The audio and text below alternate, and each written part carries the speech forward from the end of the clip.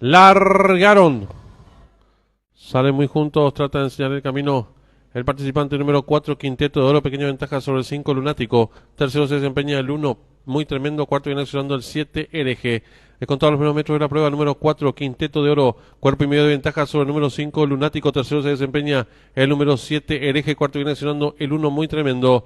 Los participantes están enfrentando el último codo con el número 4, Quinteto de Oro, enseñando el camino. Lo hace con 2 cuerpos de ventaja sobre el número 5, Lunático. En la tercera ubicación se desempeña el 7, Hereje, y los competidores de la sexta carrera se aprestan a hacer el ingreso a la recta final.